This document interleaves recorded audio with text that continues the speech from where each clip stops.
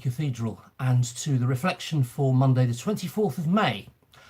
On this Monday I am, as I always am, Robert Titley, the Canon Treasurer of the Cathedral. Well, this weekend saw the Eurovision Song Contest, the first in 2 years because of the pandemic. I voted for Italy, so I'm feeling quite smug. They were the winners by a margin. The UK did really very badly. Was it all about the Northern Ireland Protocol, or did it have something to do with the song? We'll all have our opinions about that. But the event marked a considerable achievement. Rotterdam, who were hosting it, pulled off a remarkable spectacle in what are still exceedingly difficult times for the Netherlands with the pandemic. And it was a strong year. Quite a lot of pretty good songs.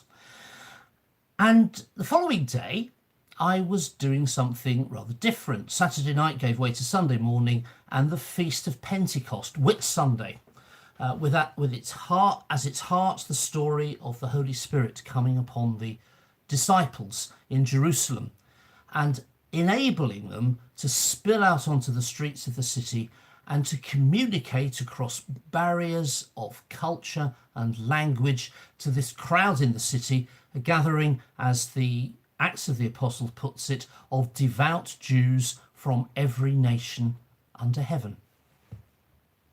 Well, what similarities, what contrast between first century Jerusalem and 21st century Rotterdam. On Saturday night, we had every nation in Europe, pretty much, and for Eurovision purposes, Europe includes Israel and Australia. And as for communicating across boundaries of culture and language, I'm sure the presenters at one point talked about the universal language of music, because they always do. Beyond that, you might struggle to find a connection. The one overtly religious moment I remember in the contest was Graham Norton, the British commentator, telling us that the Cyprus entry had been officially condemned by the Orthodox Church, which probably will do sales of the song no harm at all. Well, there is a verbal link that I found. Pentecost, Holy Spirit, and a song competition, and the phenomenon which we call artistic inspiration. Spirit and inspiration, the words are obviously linked. You might say, well, that's just a quirk, really, like salary and salt are linked, as indeed they are. Though in everyday language, there's really no connection between the money you get for your job and the stuff that we use to season food.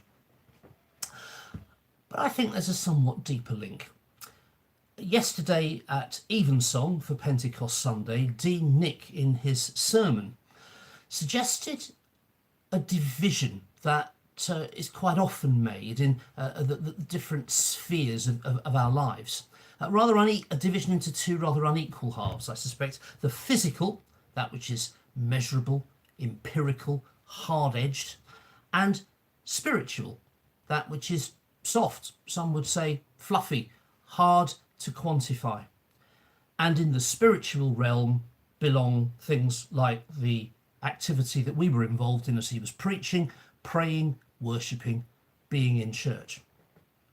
Deanick suggested that the way that things spiritual are sometimes recommended to us are as a sort of upgrade to the basic human package. You have your body, you have the physical elements of your life, and you're able to function more or less well with those.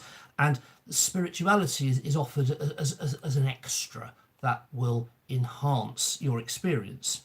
Now, there's nothing invalid about that, but canny consumers, when they are offered an upgrade, which rarely come free, should ask themselves, do I actually need that? Do I need a phone with a yet more powerful camera, for instance?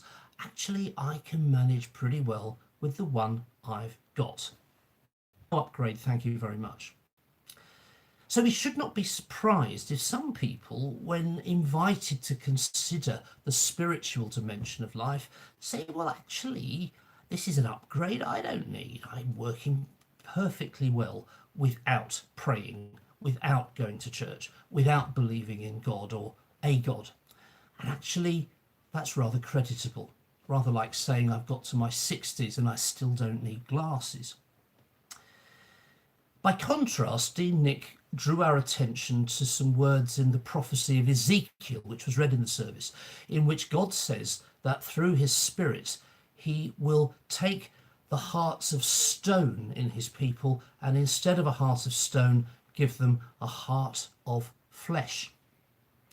And the contrast here, he said to us, is not between life and deeper life, between life and enhanced life.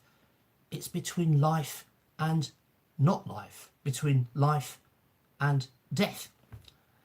As we say in the Creed on Sunday mornings, we believe in the Holy Spirit, the Lord and giver of life, not merely the enhancer of life, but the giver of life, the one without whom there would be no life at all. And so the question, if we look at things from this angle, begins to sound more like this. It's not just a matter of what I feel I need or don't need in my life, but rather a choice between life and not life, between existence and non-existence. And since you and I indubitably exist, the question of faith then becomes not one of recreation, belief in God, prayer and worship being a pastime for those who like that sort of thing or need that sort of thing, but rather faith as an act of recognition, realizing what is actually going on in life for everyone, whether they acknowledge it, whether you acknowledge it or I acknowledge it or not. Seen in this way, God is the source of all that is. And so every gift, every creative thought is rooted in God.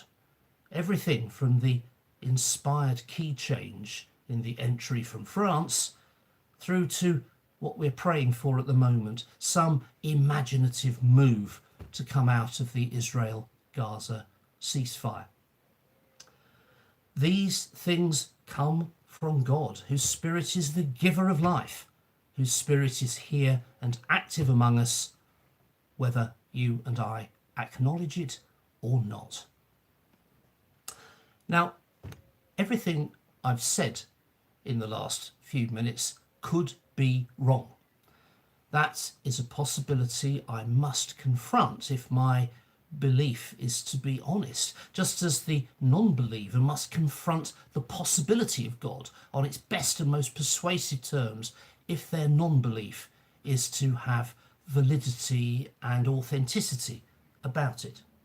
So all I'm saying could be wrong, but what I don't think is open to us is to say it's right, but it's peripheral, it's optional.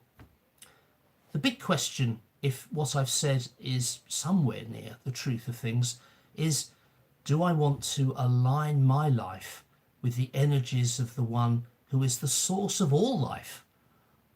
Or have I somehow come up with a better way of living? If you and I can, perhaps for the first time, recognise the reality of God and respond, or continue to recognise the reality of God and respond, well, it does enhance life. It gives us a better chance of being the best self that we can be. But more deep than that, it means simply that you and I are living with the grain of reality. We're living in the world in the way that the world really is, as the arena of encountering God, as that arena that, but for God, simply would not exist at all.